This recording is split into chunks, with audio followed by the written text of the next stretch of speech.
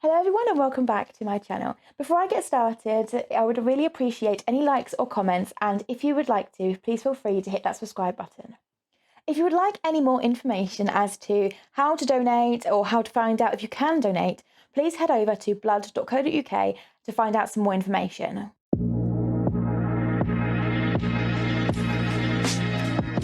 In today's video, I'll be talking about my blood donation, how it went, what I expected versus what actually happened. I didn't feel right actually filming in the blood donation place, so I've taken some pictures in the hopes that will paint a fairly good picture of what happened. And when I'm talking about it, I will insert the various different images that I was able to get, and I hope that it kind of gives everyone a bit of an understanding as to what happens. This was my first blood donation.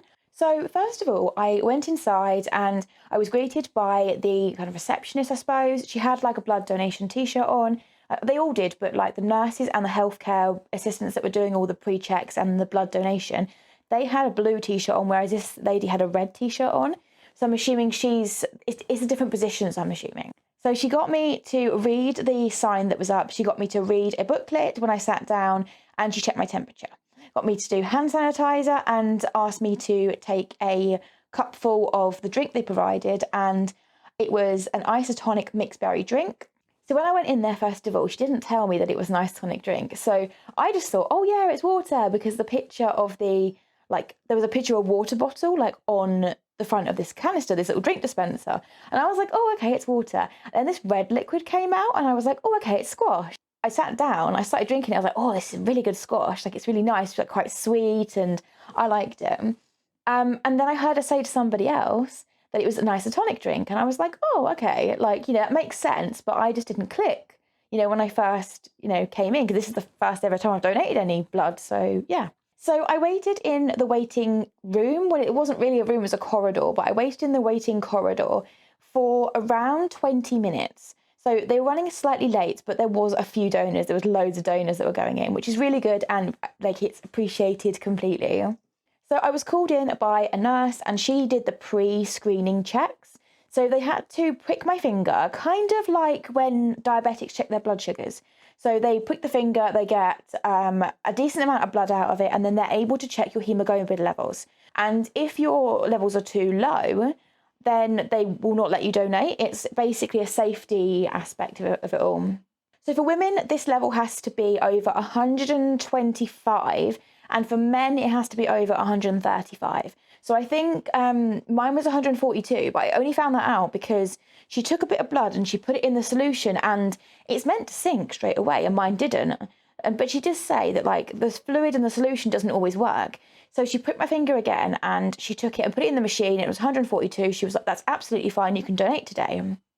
I should say that this was after she had asked all the relevant health questions and the health checks, because before you go, you fill out this form and it asks you some very personal questions, but you can understand why they're asking it. It's because they're taking almost a pint of blood from you, and they're going to give that to somebody, and you want to make sure that it's healthy blood, and you want to make sure there's no chance that there's any sort of infections that might be then passed on to somebody who's already unwell and needs a blood transfusion. So once I was told that I was able to donate, I was taken to the actual donation room. It was a room set up with, I think there was about sort of 10 or 12 these that sort of almost like dentist chairs, but instead of it being just a straight down and across, it had it was like an S shape.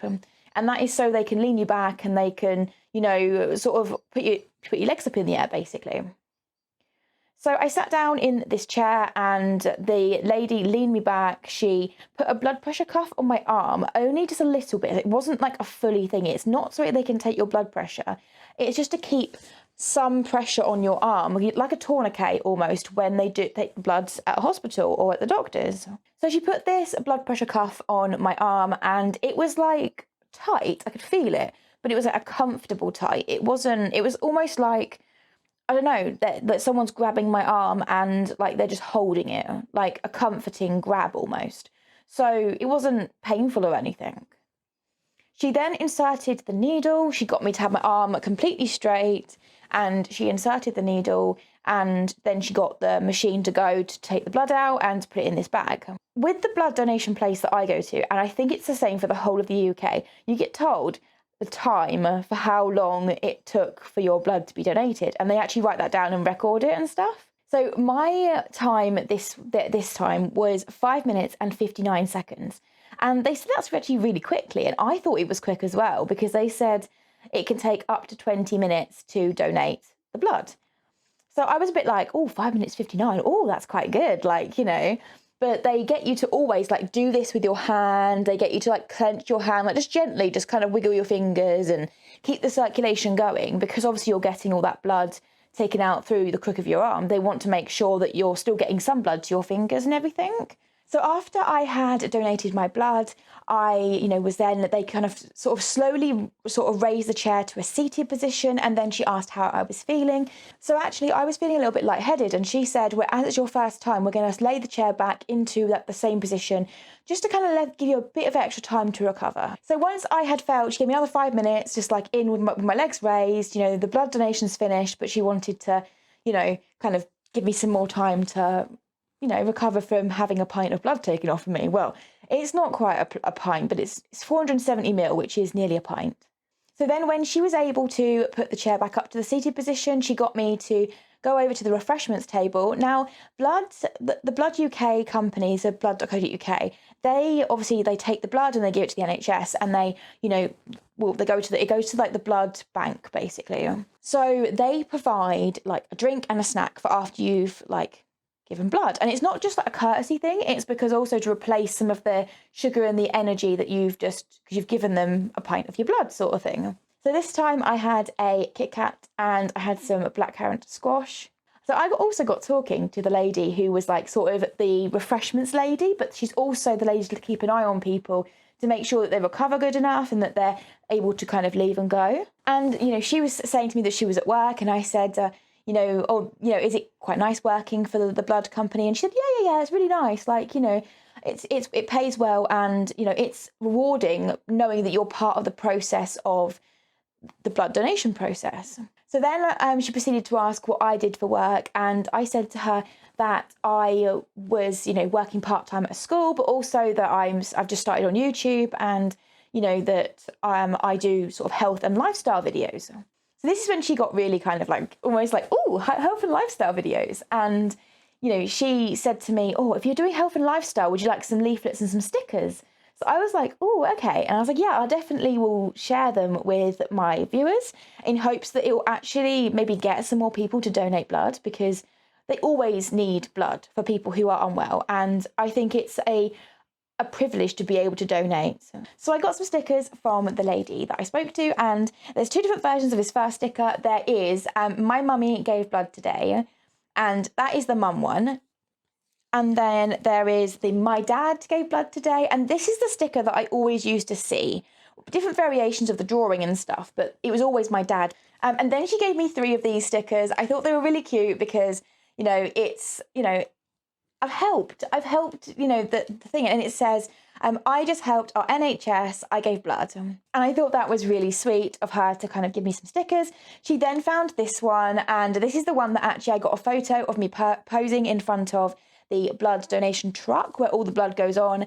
And I was holding the It's My First blood donation sticker, because it's my first one. And I actually can't wait to go and donate again. So I should be able to donate around sort of the end of August, early September time. So hopefully, you know, I can get there and get the appointment and be able to donate again, because I just think you're helping people, and you're helping people who need blood, who need the blood to be able to stay alive and remain alive, whether for whatever reason that be. So after I donated, I was given this little safety card. It says important safety information for after you have given blood, and inside it basically talks about if you feel unwell, what to avoid, what not to do, what to do.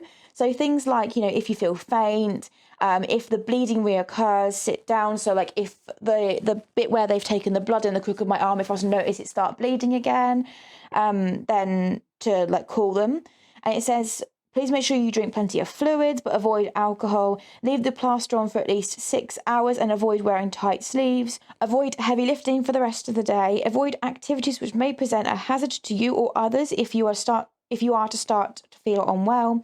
Avoid strenuous exercise, heat, and such as saunas and hot baths. So they also, inside of here, give a donor helpline, which basically is, they want to basically know if between now and in 2 weeks' time, if I was to fall ill or if I was to, sort of, I don't know, find out that I had a blood clotting disorder or something like that, then they want to know, because if they know, then they cannot then give my blood to anybody.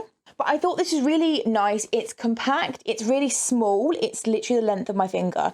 So it is like really small, and it's good to have that on hand to be able to like just have. So the lady I spoke to at the refreshments desk also gave me this leaflet, and I will leave a link to the blood.co.uk website in the description box below, and I'm assuming you can probably get the information that's in this leaflet on like their website. So basically it says calling A negative, AB neg and A plus blood donors. And it's about donating platelets by the looks of things. This one is just regarding people who, can donate platelets, and that will just mean you can help people with cancer and cancer research and stuff like that. So that's obviously really good. So I hope that you found some of this information helpful in this video, and please don't forget to leave a like, comment, and hit that subscribe button. Thank you for watching, and I will see you in my next one.